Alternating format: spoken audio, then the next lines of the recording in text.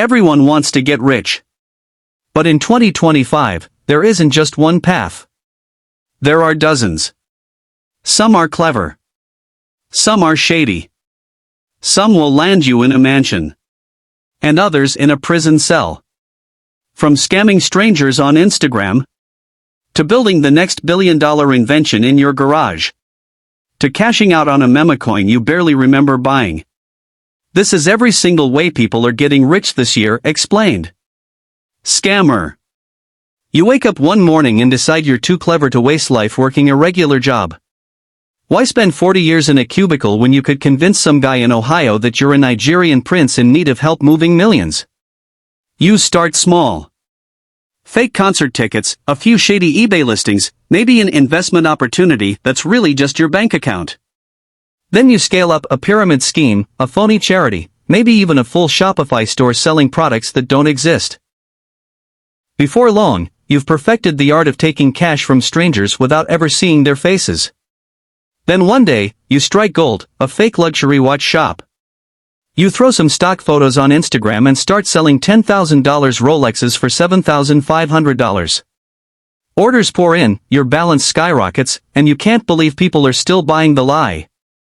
Everyone hates scammers but secretly respects the hustle until the FBI shows up at 4 a.m. and suddenly you're explaining to your cellmate how you once sold thin air for 6 figures. The inventor. It's 2 a.m. You're in your garage, surrounded by broken appliances, empty Red Bull cans, and the faint smell of burning plastic. Most people would see a junk pile. You see the future. You've already failed with the self-toasting bread knife and that solar-powered flashlight, but this time feels different. You piece together a bizarre-looking prototype out of duct tape, spare wires, and a blender motor, and somehow, it works. You slap on a ridiculous name, post a video, and overnight it blows up. Suddenly, companies are calling with million-dollar offers, and you're not even sure how to respond. A month later, you're rich, famous, and giving TED Talks on innovation, leaving out the part where your billion-dollar idea came from gluing the wrong parts together. Pro gamer. Your parents always said gaming all day wouldn't pay. Now you're sitting in a $4,000 gaming chair, behind a PC worth more than a car, raking in sponsorship deals for pressing buttons faster than anyone else. When you started, it was just you, a friend, and Nightbot watching your Twitch stream. But then you got good. Really good. You carried your friend to third place in an online tournament, then another, then another. Suddenly, you're flown out to arenas packed with screaming fans watching you frag strangers on a giant screen. You're making more in prize money, merch, and deals than your parents ever did in their best year. The best part? All those wasted hours were actually career training. Now you can play all day, guilt-free, and never have to touch grass. Again. Lawsuit lottery winner. When people ask what you do, you tell them you're a lawyer. Sounds respectable. In truth, you've never studied law a day in your life. Your career started the day you slipped down the stairs at McDonald's. You hired a personal injury attorney, claimed the steps were unsafe, and spent months listening to lawyers debate the angle of a handrail. You sat in court, nodding like you understood the jargon, secretly hoping for enough money to clear your debts. Then came the verdict: McDonald's owed you so much money you haven't worked a day since. Now you say you work in law, even though the closest you got was signing an NDA at the end of the trial. Freelancer. You like to say you're self-employed, which is really just code for beating the system. No boss. No commute. No Monday meetings. Just you, a laptop, and the freedom to work anywhere.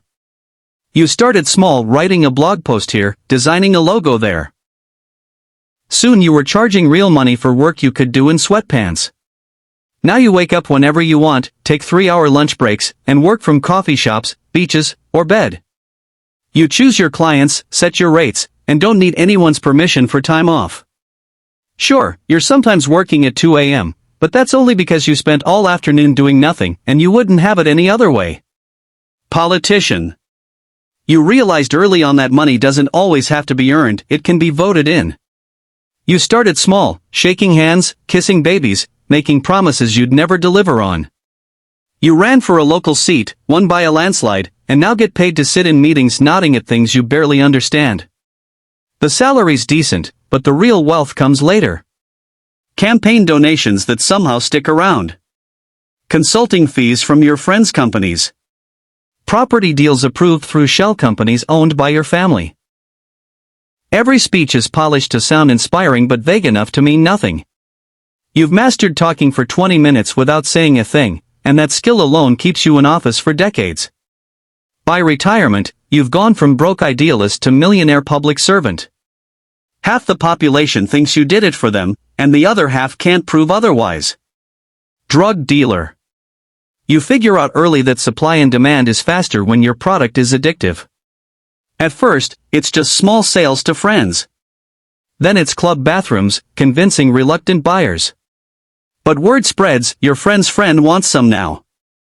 Suddenly you're making more in a weekend than most make in a month, just by answering late-night calls and meeting in parking lots. You upgrade your car, wardrobe, and phone, and everyone assumes you just have a great job. In truth, your office is your back seat, and your hours are whenever someone's desperate enough to pay double. It's risky, sure, one mistake and you're in cuffs. But the cash is so quick, it feels like rules don't apply. You tell yourself it's temporary, just a way to stack cash.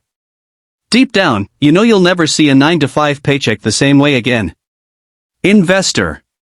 You learned early that real wealth isn't about grinding harder, but making money work for you. You start small, maybe a few shares in a company your dad recommended. Suddenly, you're hooked. Stock charts become your favorite reading material. Every dip feels like a buying chance, though you're terrified to pull the trigger.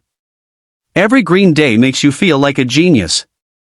You branch out, stocks, real estate, maybe a risky startup or two your friends haven't heard of.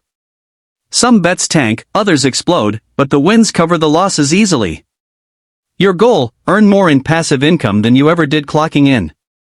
Now your workday is checking numbers between rounds of golf. People call it luck, but you know it's part strategy, part patience, and part resisting the urge to panic sell. Even now, you feel that itch to dump stocks on dips and FOMO buy at all-time highs. But at least you've already made it. Online degenerate. You somehow turned wasting time online into a full-time job. It all started with harmless late-night scrolling. You kept seeing this weird cartoon and giant eyes, lopsided grin, bright green skin. The caption just said Zaggle. You ignored it at first. But then Zaggle popped up again.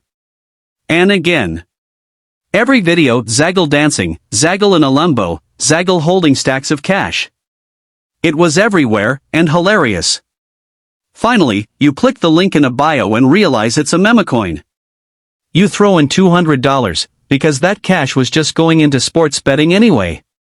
A week later, you're doom scrolling when you see a TikTok post about Zaggle again. Curious, you check your wallet, your $200 is still there. You refresh. Suddenly, it's worth 7 figures. You have no idea why, but you've gone from random TikTok user to accidental millionaire, all because a smiling green blob took over your feed. You cash out half, leave half for the culture, and celebrate with Chrome Hearts, Uber Eats, and more bets.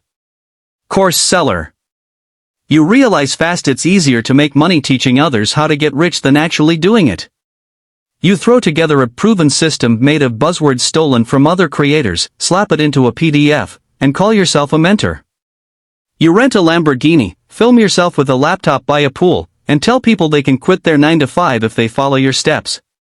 The course costs $499, but you run a limited-time discount every single day of the year.